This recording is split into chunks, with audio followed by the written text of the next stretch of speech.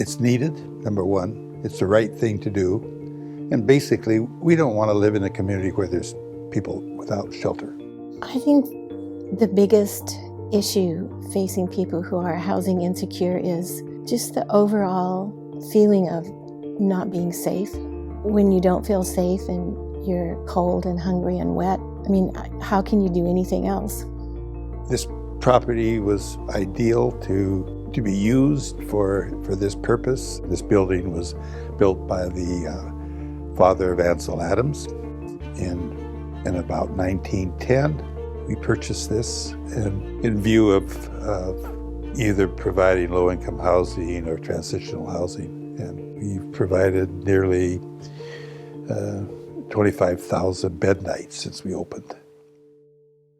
We knew it would be a challenge financially to operate all of the property as a nonprofit. So what we did was sort of divide it up. So the tower building is used for our Bayside residents. The main building houses a restaurant, an art gallery, and gift shop. We get referrals from a lot of the agencies in Jefferson County, as well as they can just apply on their own.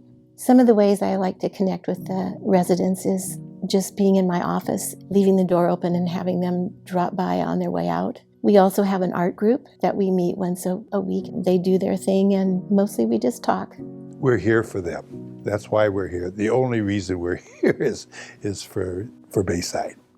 It gives us a lot of incentive to see our guests move on to permanent housing and reestablish their lives. It's amazing how quickly they can transition from a very difficult situation in their life to re-entering society and being productive citizens.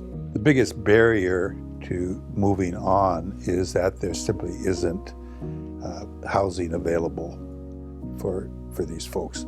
There are at least 120 files of families and people who have applied for housing with us, and I think my goal is to get all of them in. I think people should want to help Bayside and other nonprofits that are doing things like we're doing, because it's just impossible to live your life when you don't have a place to lay your head.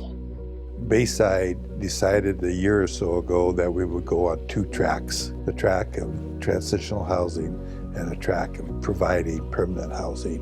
And we hope as people see the results of the guests that we have here moving into society, being productive citizens, that it's a really good use of their donations to the goals that we have set.